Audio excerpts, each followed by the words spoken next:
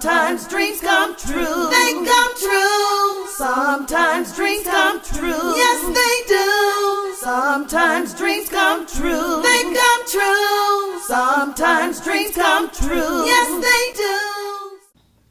We are back here at the Piton International Film Festival, Harambe Table. I'm your host, Brother Ed Umoja Herman. I'm a very special guest today, Sister Deborah Powell from New York, New Jersey. Awesome singer. We're talking about her history, where she, back in the Midwest in Chicago. And she said something before we went to break, and I want to come back to that because, as everyone knows, my wife and I, we have a very deep love for the young people, for our youth, because they are the future. And Deborah, you talked about how you balanced. You did so much in college. What was your grounding? I know you came out of the church movement. Was that part of the grounding that helped you helped you stay focused while you were in school? Yes. How? Yes. Let's talk a little bit about that. I'm a PK. Okay, which they call a preacher kid. Okay, because we have an international family listening to us, so they might not know what PK is in Asia. So what PK stand for? It means a preacher kid. Okay. My father, Reverend Roy Perry, minister. My mother was the musical director. Oh, so you were in church all day Sunday? Yes, yes. But we went to church. Wednesday prayer meeting? Everything, BTU, you name it. We were, so church. And church is my roots today. Okay. Everywhere that I go, things that I do. What I do, I know God gave it to me. Okay. And I go places and I get to perform. I got to give it back in church. That's right. So let's talk about how the balance. And you had a church family while you were in college, and you were doing all this different, I guess, circular and non-circular music. You say. Mm-hmm. So you're doing that, but yet your balance. And we're looking at you right now. We all know there's challenges in life. So let's talk to the young people that when getting ready to go through that college and the challenge. What can you say to them from your experience? From my experience, the first thing that I can say is, if there's something you want to do, don't lose your focus. Do it. Believe in yourself. Mm-hmm. My mother taught me that in order to be successful, first you have to see what you want, pray upon it, and then act upon it. See what you want, pray upon it, and then act upon it. See it, pray it, act on it. Oh, yeah. I like that. And that has carried me. Okay.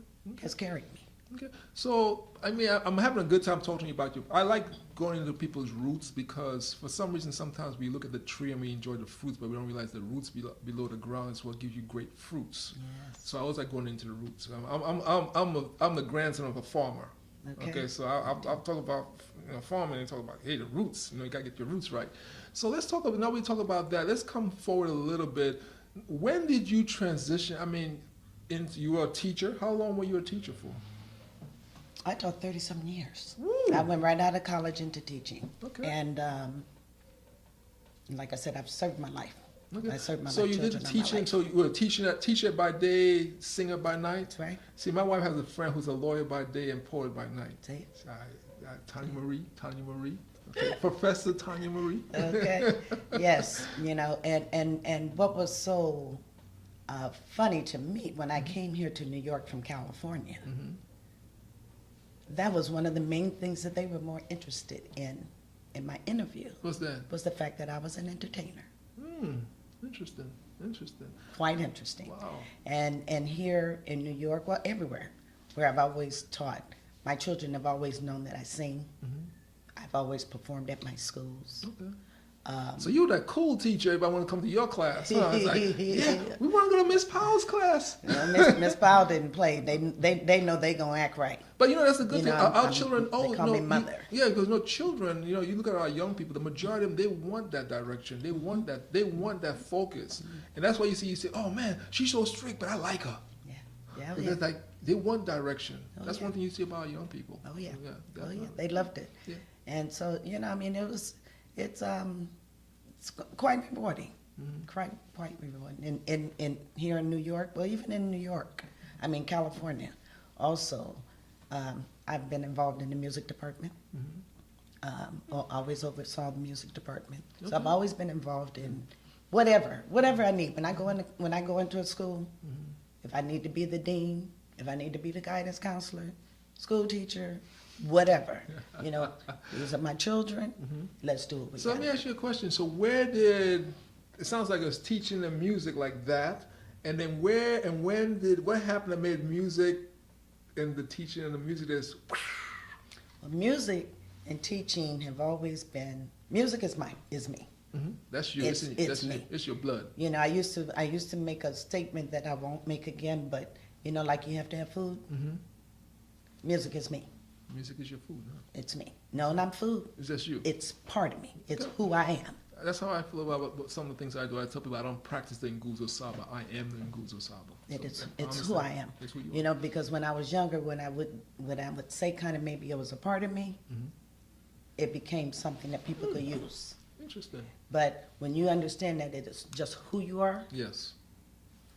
it's like getting up in the morning. A melody is the same thing with me.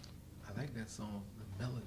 There's a gospel singer. His name just jumped out my head. He has a song about music is my melody.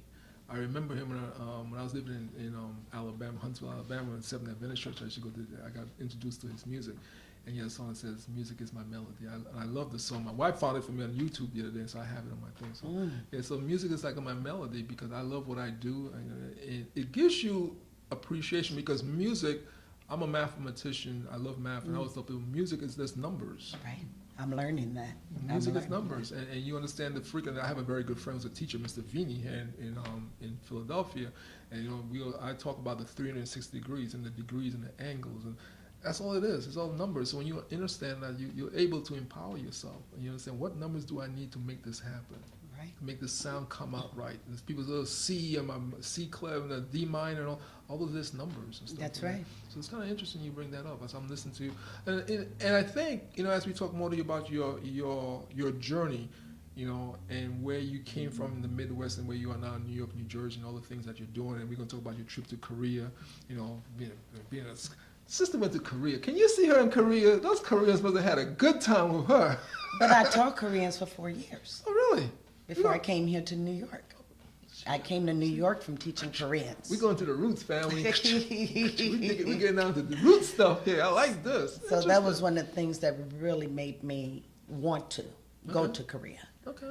Because for them, a school teacher is next to the president. Yeah. So they treated me like gold. Yeah, you find some cultures where, as a teacher, you know, you have such a high standard in the community because they understand that you are preparing the next generation for greatness. And if you have that skills and talent, we will respect you to that level. I mean, some cultures is like, you know, teachers walk down the street and they're like, you know, like. Right. And I think that's something we have to look at in this country a little bit more because I always tell people the two greatest vocation on this planet for me is teachers and farmers. Because someone has to give you the food. No matter how rich you are, you still got to eat food. That's right. You got to eat food. That's and right. you need a teacher, maybe in school or at home, someone to teach you to get you ready for your future. That's right. So to me, if you take any one of those two professions out of any race, any culture, any land, within 50 years, that culture no longer exists. And that's what we saw with the enslavement of our ancestors when they destroyed all the libraries in Africa and they got rid of all the educators. And they enslaved us. So they had to break us in. So that's something we've seen it done in history already to us and stuff. Right. So when we come back, we're gonna talk to her. We're gonna come forward to a little bit to the present and all the things that she's working on. We're gonna put some of her music on. We're gonna talk to her about her. She has a new release, family, brand new, hot off the press. Yes. We might get her to give us a couple of bars, you know, and then we'll play a video or something later. Daddy's gone home. Daddy's going home. She actually said Daddy's gone home. So we're gonna take a break and we're gonna come back to the Piton International Film Festival Harambe table. We're here in Philadelphia at our world headquarters, and we have in studio with us today Ms. Deborah Powell, classy lady. So stick and stay. We'll be right back.